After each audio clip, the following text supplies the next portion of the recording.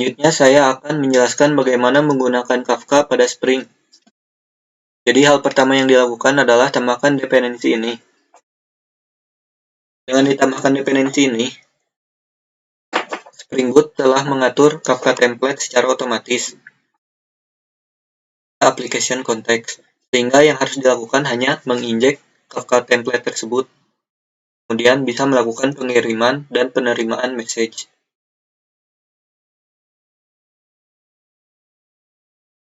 Secara default, Kafka template menggunakan localhost 9092. Tetapi pada tahap produksi biasanya tidak akan menggunakan localhost ini. Untuk mengubahnya dapat menggunakan properti berikut. Pada contoh ini, hostnya adalah kafka.tacocloud.com dan portnya adalah 9092. Kafka server ini tidak hanya satu saja, tapi bisa beberapa, seperti contoh ini. kafka.tacocloud.com dengan port yang berbeda-beda. Selanjutnya adalah metode-metode yang ada pada Kafka template. Pada Kafka template, terdapat metode send dan send default, tetapi tidak terdapat metode convert and send, karena pada Kafka saat melakukan pengiriman menggunakan metode send, telah melakukan convert dan send. Selanjutnya saya akan menjelaskan parameter-parameter yang ada pada metode send dan send default seperti topik, data, key, kemudian partisi, kemudian producer record, dan message. Parameter yang pertama akan saya jelaskan adalah topik dan partisi. Jadi topik itu menandakan suatu message itu akan dimasukkan ke topik apa. Topik itu sendiri adalah suatu kategori dari suatu message. Kemudian suatu topik tersebut terdiri dari beberapa partisi, seperti contoh berikut ini. Jadi misal terdapat satu topik, kemudian dapat berapa partisi dari topik tersebut, ada partisi 0, partisi 1, dan partisi 2. Setiap partisi tersebut menyimpan message. Message tersebut diurutkan berdasarkan waktu dari yang terdahulu sampai yang terbaru. Kemudian pada contoh yang ini, terdapat suatu topik dengan beberapa partisi, partisi 0, partisi 1, dan partisi 2. Setiap partisi tersebut disimpan di berbagai broker.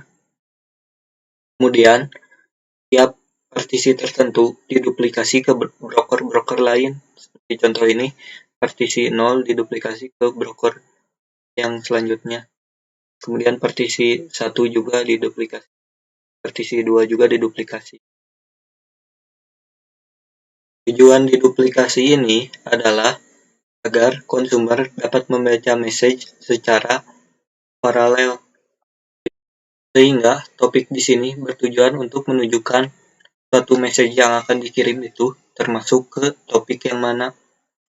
Kemudian parameter partisi berguna untuk menentukan suatu message akan disimpan di partisi yang mana. Parameter partisi ini opsional, sehingga jika tidak didefinisikan, maka suatu message akan disimpan secara round robin. Jadi misalkan message pertama akan disimpan di partisi 0, kemudian message kedua akan disimpan di partisi 1, kemudian message ketiga akan disimpan di partisi 2. Kemudian ada parameter key, timestamp, dan payload. Key ini menentukan ID dari suatu message. Ini juga opsional. Kemudian ada timestamp, opsional juga. Nilai defaultnya adalah current time dalam satuan millisecond. Selanjutnya payload. Payload ini message yang akan dikirim yang berupa objek. Payload juga bisa berupa objek producer record atau objek message, sehingga di payload yang akan dikirim tersebut bisa ditambahkan metadata. Akan tetapi di payload tersebut harus di-convert menjadi producer record atau message. Selanjutnya adalah implementasi pengiriman message menggunakan Kafka template. Pada contoh ini, terdapat suatu kelas bernama Kafka Order Messaging Service. Kemudian diinjek Kafka template ke kelas tersebut. Kemudian terdapat suatu metode yaitu send order yang berguna untuk mengirimkan message. Message tersebut dikirimkan menggunakan metode send dengan parameter topik yaitu workload order topik dan juga payload berupa object order. Jika nilai default dari parameter topik itu ditentukan, maka metode send order dapat dibuat lebih sederhana. Cara menentukan nilai default parameter topik tersebut adalah dengan menambahkan properti Spring Kafka template default topic pada file application YAML sebagai berikut. Kemudian pada metode send order, metode Kafka yang dipanggil adalah metode send default, bukan metode send, sehingga parameter yang digunakan hanya parameter object order saja. Selanjutnya adalah bagaimana implementasi penerimaan suatu message. Jadi Kafka template tidak menyediakan metode khusus untuk menerima message, sehingga cara menerima message-nya pada Spring adalah dengan membuat message listener. Message listener ini berupa suatu metode yang memiliki anotasi Kafka listener. Berikut adalah contoh implementasi penerimaan suatu message. Anotasi Kafka listener menandakan bahwa metode handle tersebut akan dipanggil ketika terdapat suatu message baru pada suatu topik yang bernama workload orders topic. Pada contoh sebelumnya, payload yang digunakan adalah object order. Jika ingin menambahkan metadata, bisa menggunakan objek consumer record atau objek message, sehingga implementasinya seperti ini. Pada contoh ini, terdapat suatu metadata berupa timestamp dan partition.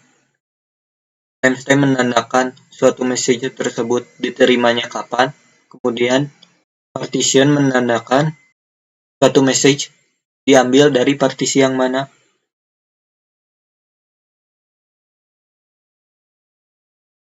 Selain itu, dapat juga menggunakan message.getPayload dan consumerRecord.value untuk mendapatkan payload, sehingga metode handle tidak perlu menggunakan parameter berupa object order secara langsung seperti ini, tetapi menggunakan message.getPayload dan consumerRecord.value, sehingga parameter yang digunakan hanya message saja atau hanya consumer record saja.